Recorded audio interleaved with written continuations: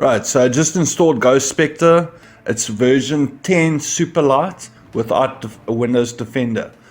The install process, it looks quite funky. It's got a nice little background. It's a little bit customized. As for your first view at Windows, I really like the Ghost Spectre logo and background or wallpaper, so to speak. Looks pretty gamery.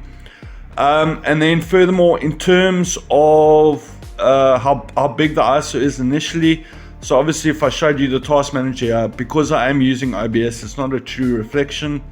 What I can say is the background processes as well as the Windows processes are quite a bit higher than Windows XLite 10 Optimum V2 that I looked at the other day. So there's quite a bit more optimization to do on my side. This is what it looks like with Arts recording. So you can see the background processor 21, memory used is 9%. I do have 16 gigs of RAM, and then yeah, so you can see Windows processors is 77, so there's quite a bit of work to do there.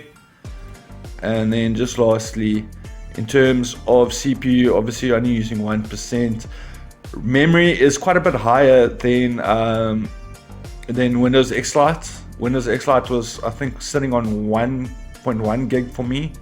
This one starts off at 1.4 gig, but as mentioned, I will be doing some optimizations. As you can see, I haven't installed anything. The only thing I have installed as of yet is OBS Studio, just so I can capture the screen. And then just in terms of start menu, yeah, it's pretty stock standard. The one thing that is pretty cool, it's your one-click solution, so to speak, is the Ghost toolbox. So I'll be using a combination of this and then obviously the programs that I'll always install on my optimized Windows, just so I can compare apples with apples. Because I haven't installed the power plan yet. Sorry, this is a little bit slower. That's quite cool. I hate this. COVID-19, the worst thing in the world.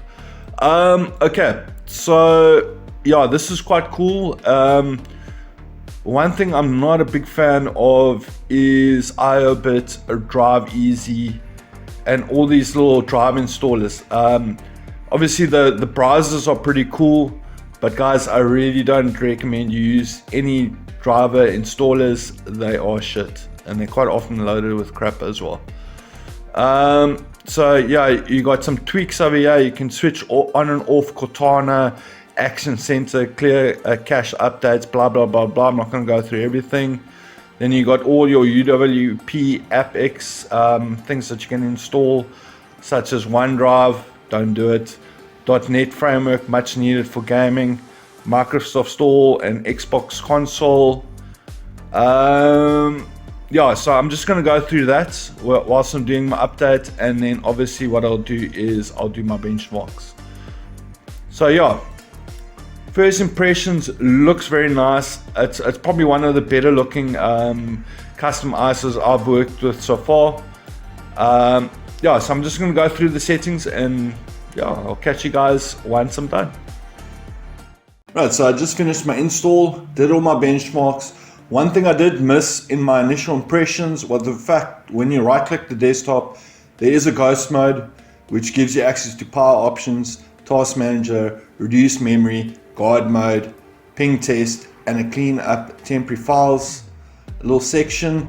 But sadly, it's not enough for me to actually go out and recommend this custom ISO, and I'll tell you why.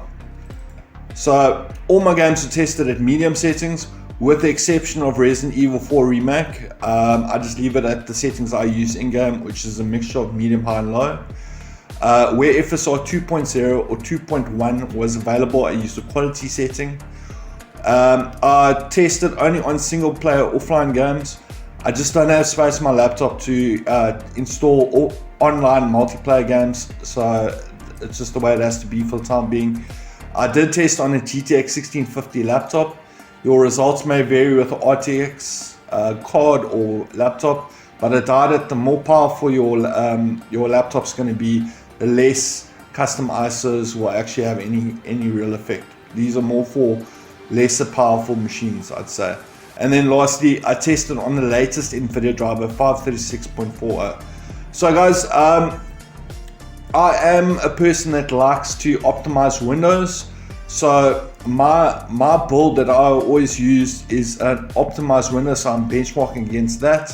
When I add up all the average FPSs, my total FPS over 6 games, not 12 games, was 401, divided by 6, and my average FPS per game is 66.83. And then I did the same thing for the 1% lows, got to a total 1% lows of 303 over 6 games, divided by 6, so my average 1% low per game is 50.5. And when I divide the 1% lows by the average FPS, it gives me a very good stability percentage on that driver on Windows optimized of 75.56%, and that obviously that's over 6 games.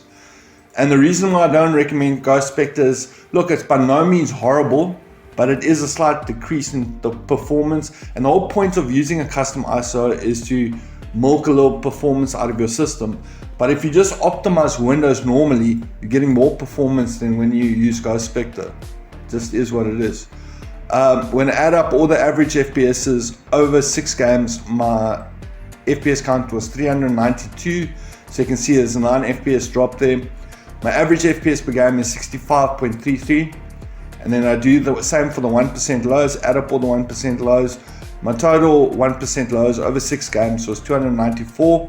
So you can see it's 9 lower there as well. And then when I divide that by 6, my average 1% low per game is 49.